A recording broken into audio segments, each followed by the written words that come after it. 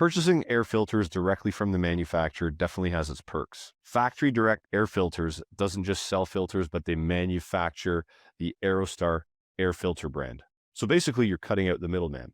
If you manage multiple properties or commercial service contracts, they do have bulk discounts, but they also offer wholesale pricing as well. They've got consistent inventory and standard sizes ship within 2 days. They also do unique sizes to spec, and that's within about 5 days. They have free shipping across the US. So if you guys want to get your filters faster and cheaper and built to spec, factorydirectfilters.com is the place to go. What's up, guys? Welcome back to the podcast. So we got Jim Christian from Podium for part two. So we're going to get into this real quick. Go listen to part one if you haven't heard this one. And again, it's revolving AI and how it helps the technician, the business owner, professionals in the HVAC trade, and enhance yourself, make yourself more efficient using the tools that are available in front of us. So let's get back to this, guys. This is the HVAC Know-It-All podcast. I'm your host, Gary McCready. This podcast is sponsored by Cool Air Products, Cintas, and SupplyHouse.com. Go to the show notes and click on the links to check these guys out. You mentioned something along the lines of that. So let's talk about that. How will AI help a business owner that is maybe micromanaging or maybe has to for some odd reason, but they're running calls, they're coming back, they're doing quotes, that now they're doing invoicing, and sometimes they're answering phones if the dispatcher is on lunch. How does that business owner that is getting sort of tied down by all of these different parts of the business, how do they free themselves up using AI? I know we've talked about some of it, but let's maybe dig into that a bit. I'll use a specific, I totally agree that phrasing can be kind of overused and it sounds really sexy. The thing that I think about here is, tell a little stories on site with a customer and watching how they work. And this customer running roughly 12 residential service techs, and they have another arm of their business that does new construction. And one office manager kind of doing it all, right? Being the CSR, being the dispatcher, doing all that work by himself. Take membership maintenance agreements. We all know maintenance agreements are extremely important for an HVAC business, kind of the lifeblood, the metric for how healthy that business is. Do they have that recurring revenue source coming in? Do they have an easy source of leads that they can tap all the time? They'll guaranteed to come to them when they have an issue. And membership programs are kind of a double-edged sword because on one hand, you generally run them at cost, maybe at a little bit of a loss, and you get that recurring kind of inbound lead flow through that, or those opportunities to be in someone's home and help them get a newer system that's a win-win for everybody, right? More efficient, better upgrade. So those are the good things about it. But when you get to 500, 1,000 members, it can oftentimes be a full-time job just to operate that. It becomes a huge load to say, like, I've got 1,000 members. That means 2,000 individual appointments a year that actually we need to outbound. We need to reach out to those customers, get them booked for that job. When that single office manager is spending months in the spring and months in the fall just focused on operating that base of members, they don't have the time to think about, how do I grow this membership program? How do I kind of look at how we're doing on our retention of this membership program and make decisions and try out, other options, different membership tiers? How do I make sure I'm doing a good job following up on unsold estimates? Those are the things I'd say is like working on the business. How do we grow this and make it better? When you allow yourself to get kind of burdened by the operational side of what your status quo is, you don't have time to go do those other things. And that's where, I won't make this a huge commercial for Podium, but that's where AI tools actually step in and can do that busy work, that repetitive work of literally calling every single member and getting them booked, waiting for them to respond, tracking it on sticky notes, whatever you're doing. It allows you to free up that time, bring that back into solving other problems for the business rather than just operating it day to day. You've given us a lot of your time, like here, I mean, over 20 minutes of your time on this podcast. So I do want to give you a chance to tell us what Podium does, like sort of the services they offer, maybe some pricing structure, how you would get involved with utilizing some of your services as well. Because I mean, I'll be honest, there's a lot of companies out there kind of doing similar things. And I'd like to know how you differentiate yourself from those other companies as well, and how someone could maybe get involved with what you're doing. So start with maybe the services, the core services that you offer that can help. A couple things kind of we mentioned at the beginning of this. So number one, we've got, reviews, right? That's how you build your reputation in the industry. Number two, we've got a full communication suite, right? That means your phone system, your emails, your text messaging, your social media, any ways that you communicate with your customers all brought into one place. And then number three on the core services is all of our like the entire field service management suite. So that's your schedule, that's your price book, your estimates, invoices, payments, right? The technician app that they can actually use in the field.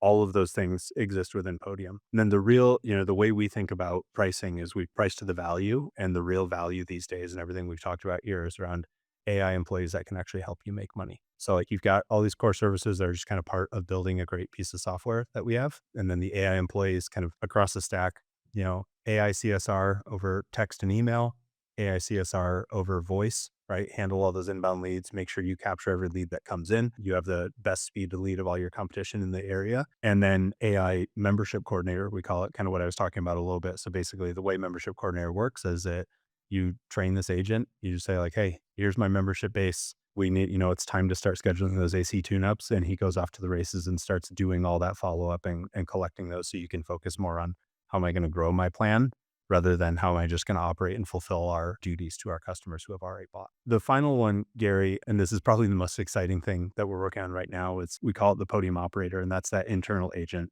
that can do work for you. It can build reports on the fly, help you identify actionable insights, what's going on in your business. It can do things like optimize your routes. We're working on ways for the operator to actually get plugged in and be something the technicians can use, right? Everything from taking a picture of a plate on a furnace and logging all that equipment information so you have that for your records down the road, pulling up diagnostics, steps, parts you might need to order, all those things. So really it's like in a nutshell, the way we talk about Podium is we're an AI operating system for locally run businesses, right? And so we have that full suite of standard software and tools you need across communications, field service management software, and then these AI employees that work within that software and can kind of scale how much you as a business can get done without worrying about hiring additional individuals, without worrying about seasonality, all those things. One thing you mentioned to me that when you're going through all that was social media. I'm big on social media driving business because I've seen it, I've lived it, I've experienced the fact that if you're active on social media in a positive way, it can drive business, especially the way the algorithms are built these days. I mean, especially on like TikTok, it's like you scroll through and people that live down the street are going through your page. It's the algorithms are built so smart these days, and I'm sure that that's got a lot to do with AI too. But if you're active on social media, you can generate a lot of business. And you mentioned social media as being part of what Podium does. How do you guys help with that? First thing is, you want to bring your social media conversations into your consolidated inbox, right? You want to make sure, I was talking to a business just last week who was saying that they had a social media account and they opened it up, realized they'd forgotten to log in for a while. I think it was Facebook, and they had a bunch of old leads who had reached out to them about something based on an ad they had posted on Facebook, and realized they'd lost that opportunity. Back to that, like speed to lead, right? Mostly in this industry we work within, things are close to emergencies, things that need to be taken care of soon, not a whole lot of discretionary purchases, right? Just like more like, I need this done. So that's like number one, right? We'll bring everything into one space, make sure it's handled together. The other thing we do is we support with ads. And, for example, on Facebook, you can create ads and you can track your lead conversion or the effectiveness of those ads. I've found it honestly, I've kind of worked in a variety of local business types and verticals within the home services space. I think find relative to other social media doesn't seem to be as kind of a proven method of getting leads and building your reputation, probably because of the nature of the kind of work. But I think there is a time and place for it. And what really matters is that you're measuring the effectiveness of it, right? Like, is this thing we spent money on actually generating leads for us? What is that right cadence? And you kind of have to figure that out by trying it with your area. I think everyone serves a different market, and some areas, social media might be a bigger play than other options. I want to ask you a question. This is just mainly curiosity on my part. Every day I open up my phone, I've got a message either on LinkedIn or Instagram, usually those two platforms, and it's somebody that has an AI company. Literally, it's a new person every day. Is this, I don't know how to phrase this question.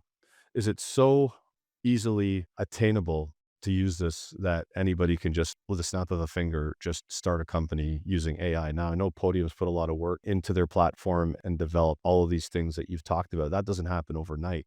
So how in the world am I getting a message every day from someone that's got an AI company that apparently is going to give me a bunch of leads? This is every day happening now, Jim. I'm confused on on how this is. You know what I mean? I'm just trying to wrap my head around it. That's a great question. I think about that a lot too. So, what I would say is, I think what's most important when hearing from any software company, whether it's AI or otherwise, is really digging in details and like, is this going to have a positive ROI for me? Is my investment here actually going to return more for my business?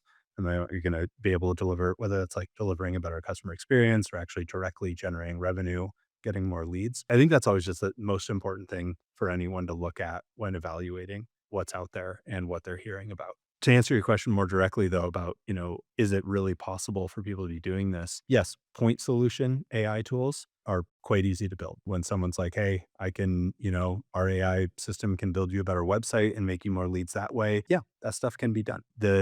I think there's a lot of those out there and a lot of them are great at what they do in that kind of one point solution. What we found the harder part to bring together is like, how do you actually offer a complete solution that solves more than just a single point solution need? Like if a company comes and says like, "Hey, we've got an AI tool that can build you ads and build your reputation on social media," that's great, but is it actually tied in to the way we work and is actually going to net result in more revenue for our business, or is it just like a small piece kind of off to the side? So those point solutions are easy to build. The hard thing and where I think some businesses like Podium have a bit of an kind of an advantage in the space is being that entire system, bringing everything together to be able to deploy point solutions that are embedded into the product and can deliver more value directly. And I will say that I'm not fully trustworthy of all these messages that I get because there's a lot of scams out there on the internet. And it was a couple of years back, I think, maybe even not that long ago, but I was reading in one of the Facebook groups,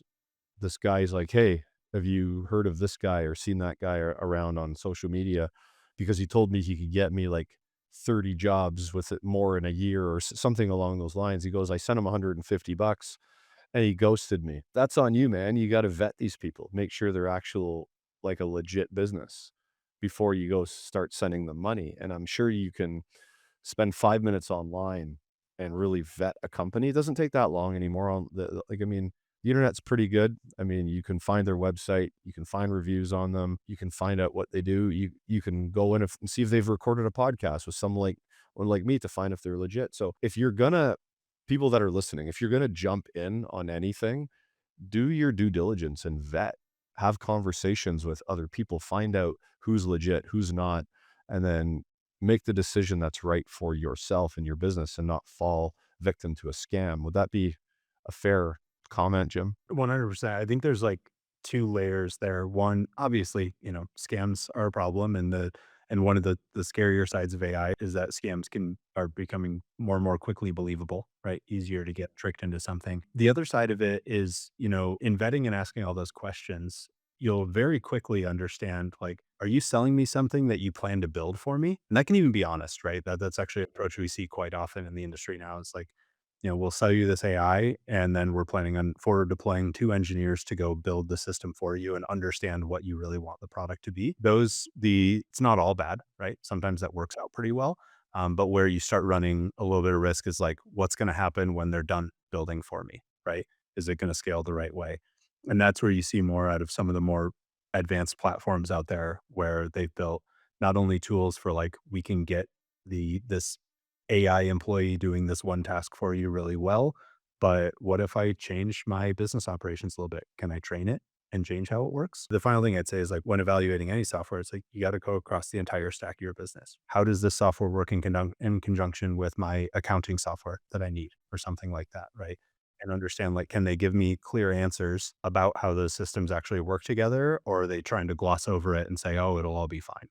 That's when you got to look out. I think that this conversation has enlightened me a little bit more and given me a little bit. Every time I have a conversation with someone new about AI, generates a new spark, a new interest, a new curiosity. And I remember sitting around a campfire 2, 3 weeks ago with a bunch of friends, and we were all talking about AI. And one of the guys busts out his phone and he's like, "Yeah, I use Claude." And we sat there having a few beers, asking Claude questions. It got a little bit extravagant, you know what I mean? A bunch of guys drinking a few beers, we started asking it some funny questions and stuff like that, but we had this whole conversation around it, and we were all business owners, right? Everybody sitting around this campfire is a business owner that's either an entrepreneur, they work for themselves, they run their own business, and everybody was like, yes, I'm using it and I want to use it more and I'm looking into it further to see what it can do for me here and there and this and that. It just seems like the people that are kind of forward thinking are finding ways to implement AI to relieve stress, create efficiency, save time,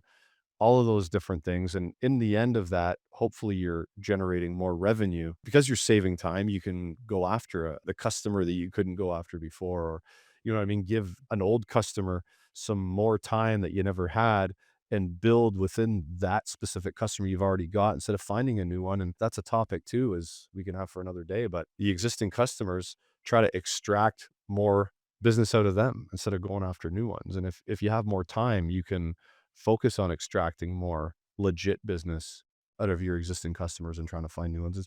There's so many different avenues we could go down here, Jim. But like I said, all these business owners were using it and they all like it and they all want to use it more in the future as it progresses. So something's going on here that's positive right now.